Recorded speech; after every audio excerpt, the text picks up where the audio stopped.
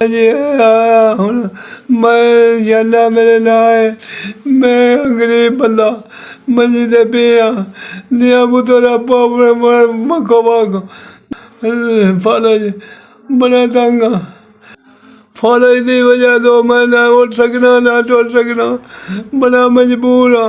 ਔਖਾ ਹੋ ਕੇ ਲਗਾ ਪਿੰਡਾਂ ਬੜਾ ਤੰਗ ਆ ਦਵਾਈ ਜੋਗਾ ਵੀ ਪੈਸਾ ਕੋਈ ਨਹੀਂ ਮੇਰੇ ਕੋਲ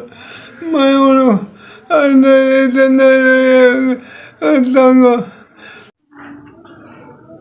ਅੱਲਾ ਨਾਲ ਇਹ ਉਹ ਜਿਹੜੇ ਗੱਲ ਜਿਹੜੇ ਦੇਖੀਏ ਤੁਹਾਡੀ ਬਲਾ ਹੋਇਆ ਜੀ ਬਲਾ ਜੀ ਮਨ ਆਦਾ ਤੇ ਦਵਾਈ ਮੰਗੀ ਹੈ ਆਦਾ ਹੋਰ ਕੀ ਕਰਨਾ ਸਾਡਾ ਬਲਾ ਹੋਵੇ ਮੈਨੂੰ ਲੱਭ ਗਿਆ 5 ਦਾ ਲੱਭ ਗਿਆ ਮੈਂ ਇੰਸ਼ਾਅੱਲਾ ਜਿਉਂਦੇ ਰਹੋ ਬਸਦੇ ਰਹੋ ਅੱਲਾ ਪਾਕ ਸੁੱਖ ਦੇ ਜੇ